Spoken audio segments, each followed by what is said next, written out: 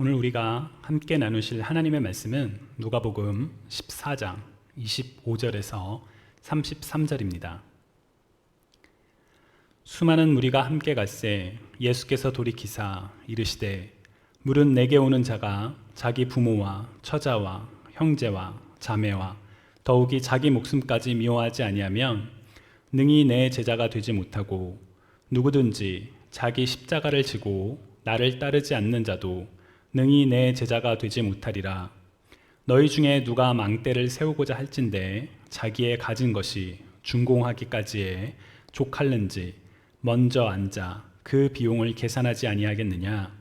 그렇게 아니하여 그 기초만 쌓고 능히 이루지 못하면 보는 자가 다 비웃어 이르되 이 사람이 공사를 시작하고 능히 이루지 못하였다 하리라. 또 어떤 임금이 다른 임금과 싸우러 갈 때에 먼저 앉아 1만 명으로서 저 2만 명을 거느리고 오는 자를 대적할 수 있을까 헤아리지 아니하겠느냐. 만일 못할 터이면 그가 아직 멀리 있을 때에 사신을 보내어 화친을 청할지니라. 이와 같이 너희 중에 누구든지 자기의 모든 소유를 버리지 아니하면 능히 내 제자가 되지 못하리라. 아멘. 얼마 전 한국교회 제자훈련 미래 전망 보고서라는 책을 읽었습니다. 제자훈련을 어떻게 잘할 수 있을까라는 고민 속에서 찾았던 책이었고, 또 제목이 미래 전망 보고서이기에 여러 가지 기대를 가지고 읽기 시작했습니다. 책은 참 좋은 책입니다. 여러 명의 제자들이 제자훈련에 대한 다양한 주제들을 역사적으로 그리고 사회적으로 그리고 신학적으로 잘 분석했기 때문입니다. 문제는 한국 교회에서 진행되었던 제자 훈련입니다. 그리스도의 제자가 되기 위해서 훈련을 받는 것은 중요하고 또 필요한 좋은 일이지만 제자 훈련이 교회의 하나의 프로그램으로 되면서 여러 가지 부작용을 가져왔기 때문입니다. 모든 목회자가 그랬던 것은 아니겠지만 제자 훈련이라는 프로그램을 통해 교회의 양적 성장을 추구하는 일이 있었고, 모든 성도들이 그랬던 것은 아니겠지만 제자 훈련을 통해 제자가 되기보다는 제자 훈련이라는 하나의 프로그램을 마쳤다라는 그 만족에 머무르다 보니 여러 가지 문제를 가져왔다고 합니다. 짐작만 하고 있었던 그런 문제들을 자세한 분석과 함께 읽다 보니 마음이 불편해지고 또 무거워졌었습니다. 다행히도 책은 문제의 지적과 비판만으로 끝나지는 않았습니다. 대안을 제시를 합니다. 그런데 그 대안이 참 쉽지가 않습니다. 예를 들어 저자 중에 한 명은 제자 훈련이라는 이름부터 시작해서 프레임 자체를 바꿔야만 한다고까지 주장합니다. 저자의 말을 직접 인용하면 제자 훈련이라는 이름도 바뀌어야 하지만 제자 훈련도 바뀌어야 한다. 낡은 논리와 형식, 거추장스럽고 설득력 없는 권위는 버려야 한다. 먼저 예수님을 만나고 신앙의 마음을 쏟은 이가 자신의 이야기를 전하고 그 이야기가 다른 이들의 이야기와 이어져 더 다양하고 풍부한 이야기를 만들어가는 그런 작은 공동체가 되는 그런 새로운 틀이 필요하다라고 말을 합니다. 저는 이 말에 참 공감이 갔습니다. 지난주에 설교에서도 우리가 나누었던 것처럼 우리는 무의식적으로 제자는 그리스도인의 마지막 단계라고 생각을 합니다. 방문자, 참석자, 교인을 거쳐서 제자 훈련과 같은 특별한 훈련을 받아야지만 제자가 된다라고 오해를 합니다. 그러나 그렇지 않죠.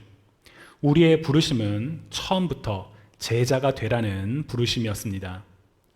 예수님을 따르는 제자가 될지 아니면 예수님을 따르지 않고 세상의 뜻대로 살아갈지 처음부터 선택은 둘 중에 하나였습니다. 그래서 이 선택은 처음부터 가벼운 선택이 아닙니다. 매우 무거운 막대한 기회비용을 감당해야 하는 그런 선택이었습니다. 오늘 본문에서 주님께서 하신 말씀에는 그러한 무거움이 담겨 있습니다. 먼저 25절을 우리말 성경으로 읽어보면 큰 무리가 예수와 함께 길을 가고 있었는데 예수께서 뒤돌아서서 그들에게 말씀하셨습니다. 라고 기록되어 있지요. 많은 사람들이 예수님을 따랐습니다. 그렇다면 그들은 어떠한 마음으로 예수님을 따랐을까요? 아마도 예수님께서 행하시는 많은 기적들, 병자를 고치시고 눌린 자를 자유케 하시며 오병이어의 기적을 행하시고 하나님 나라의 복된 소식을 선포하시는 그 메시지를 기뻐하며, 그리고 앞으로 예수님께서 행하실 일들에 대한 기대와 소망을 가지고 예수님을 따랐을 것입니다. 그렇게 많은 사람들이 예수님을 따라서 길을 가고 있는데, 예수님과 동행하고 있는데 갑자기 예수님께서 걸음을 멈추시고 뒤를 돌아서서 말씀하셨습니다. 아마도 사람들의 마음속에는 그 순간에 기대가 있었을 것입니다.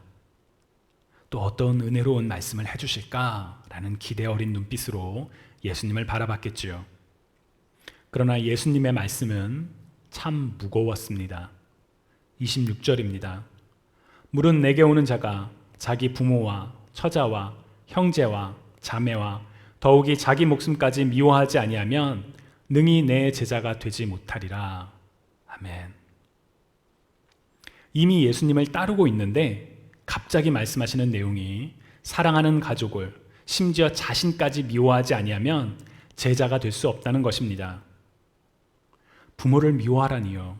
10계명의 5번째 계명으로 부모를 공경하라고 분명히 기록되어 있는데 부모를 미워하라니요. 이웃을 사랑하고 원수까지도 사랑하라고 말씀하셨는데 자기 목숨까지 미워하라니요. 26절에 기록된 예수님의 말씀은 이해가 가지 않는 그런 내용처럼 보이기까지 합니다. 그러나 사실 이 표현은 유대식 문법과 함께 이해해야 하는 그런 내용입니다. 유대인들은 우선순위를 분명히 하기 위한 화법 중에 하나로 이것을 사랑하고 저것을 미워하라 라는 식으로 표현한다고 합니다. 즉 진짜로 미워하라는 것이 아니라 다른 것을 미워할 정도로 소중히 할 것에 대한 우선순위를 분명히 하라 라는 그런 뜻이지요. 다시 말하면 가족이 예수님보다 우선순위가 되어서는 안 된다. 자신의 목숨, 자신의 삶이 예수님보다 우선순위가 되어서는 안 된다. 예수님이 가장 우선순위가 아니라면 예수님을 따를 수가 없다. 예수님의 제자가 될 수 없다는 것입니다. 예수님께서는 이와 같은 내용을 이전에도 말씀하신 적이 있습니다. 누가복음 9장 57절에서 62절을 쉬운 성경으로 읽어보면 그들이 길을 가고 있을 때 어떤 사람이 예수님께 말했습니다. 선생님이 어디를 가시든지 저도 따라가겠습니다. 예수님께서 그에게 말씀하셨습니다. 여우도 굴이 있고 하늘의 새들도 둥지가 있다. 그러나 인자는 머리 둘 곳이 없다. 예수님께서 또 다른 사람에게 말씀하셨습니다. 나를 따라오너라. 그러자 그 사람이 말했습니다. 먼저 제 아버지의 장례를 치르게 해 주십시오. 예수님께서 그에게 말씀하셨습니다. 죽은 사람들에게 죽은 자를 묻게 하고 너는 가서 하나님 나라를 전파하여라. 또 다른 사람이 말했습니다. 주님, 저는 따라가겠습니다. 다만 먼저 가족들에게 작별 인사를 하게 해 주십시오. 예수님께서 그에게 말씀하셨습니다. 누구든지 쟁기를 잡고 뒤를 돌아보는 사람은 하나님 나라에 알맞지 않다. 아멘. 어떤 분들께는 이 말씀은 참 쉽지 않은, 불편하기까지 한 그런 내용일지도 모르겠습니다. 융통성을 찾기가 어렵기 때문입니다. 주님을 따르기를 원하지만 때로는 상황상 예외가 필요한 경우가 있어야 한다라고 생각하는 사람들에게 주님께서는 둘 중에 하나다, 이것 아니면 저것이다 라고 단호하게 말씀하시기 때문입니다. 누구든지 쟁기를 잡고 뒤를 돌아보는 사람은 하나님 나라에 알맞지 않다라는 예수님의 말씀은 참 무겁습니다. 오늘 본문 27절에도 예수님의 단호함이 담겨 있죠.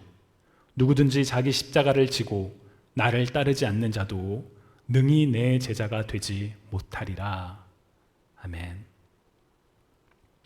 오늘날의 십자가는 믿음의 상징입니다. 죽음을 이기시고 부활하신 승리의 상징이기도 하죠. 그래서 제 뒤에도 이렇게 십자가가 있고 많은 그리스도인들이 십자가를 차에, 집에, 곳곳에 장식하기까지 합니다. 그러나 예수님께서 이 말씀을 하실 때만 하더라도 십자가는 믿음, 영광, 승리의 상징이 아니었습니다. 십자가에는 단 하나의 상징, 죽음이 담겨 있었습니다. 십자가형은 가장 극악한 범죄를 저지른 사람이 당하게 되는 최악의 처형 방식이었지요. 십자가를 진다는 것은 죄로 인해 죽음을 당하게 될 이가 하는 일이었습니다.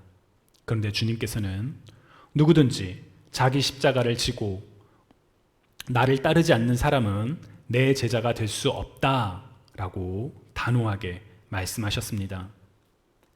아마도 예수님을 따르던 당시의 많은 사람들은 깜짝 놀랐을 것입니다. 도대체 무슨 말씀이지?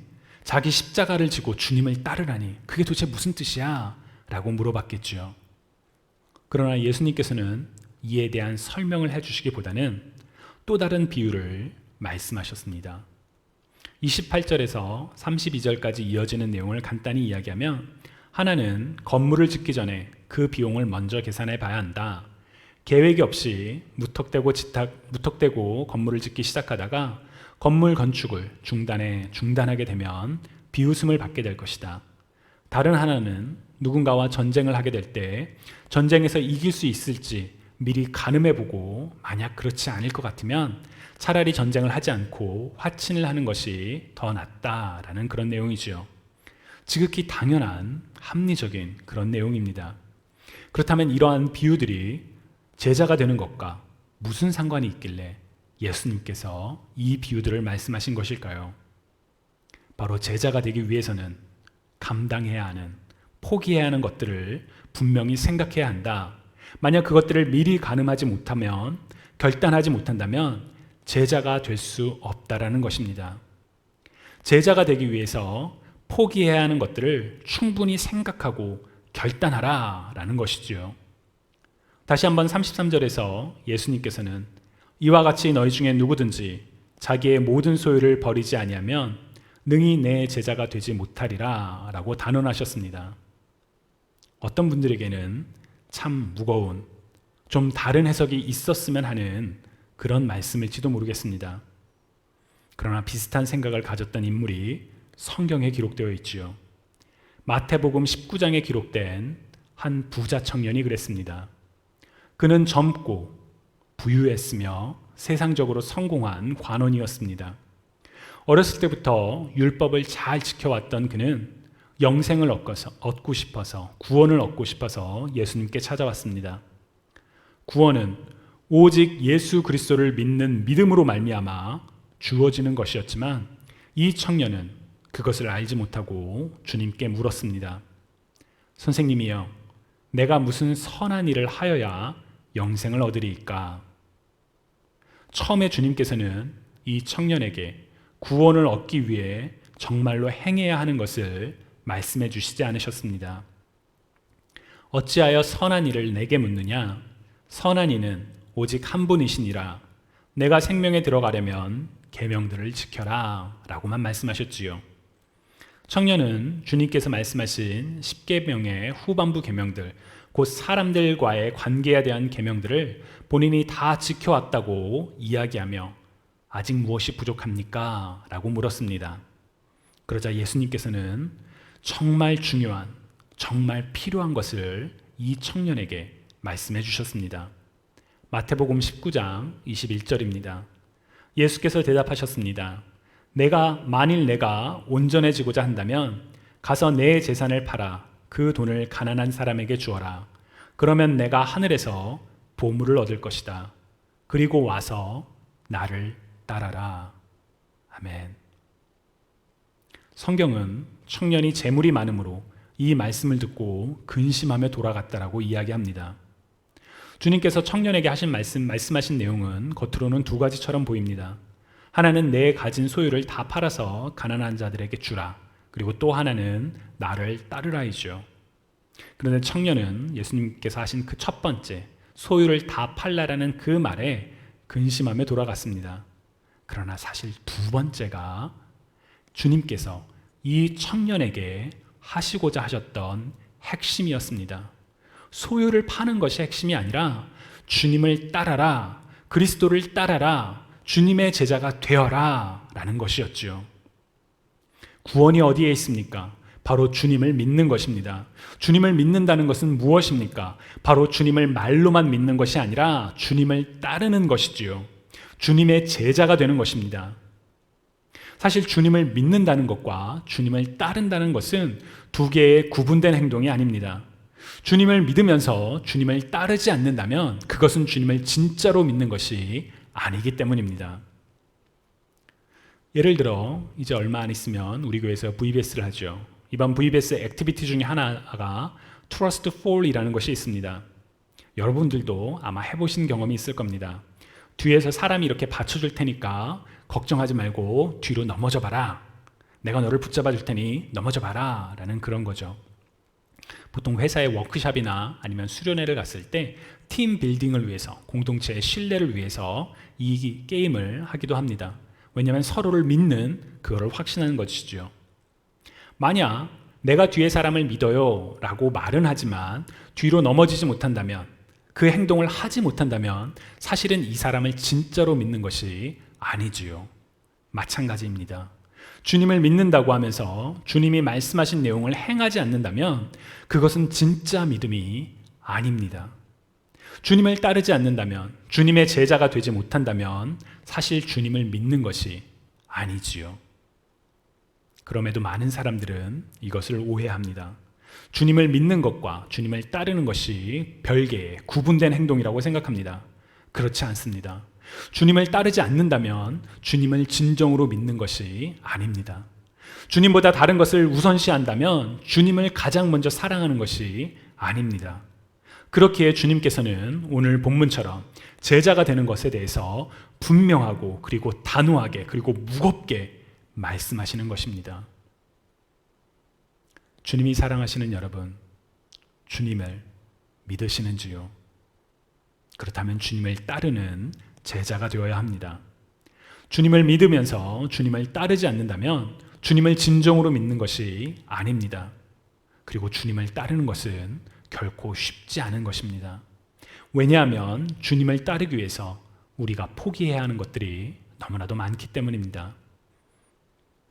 이전에는 당연하게 누려왔던 것들, 남들도 다 그렇게 해 라고 말할 정도로 넘길 수 있는 그러한 사소한 것까지도 포기해야 하는 그런 순간이 있기 때문입니다. 더욱이 그것은, 주님을 따른다는 것은 어느 한순간 혹은 일정 기간 했다고 해서 끝나는 것이 아닙니다.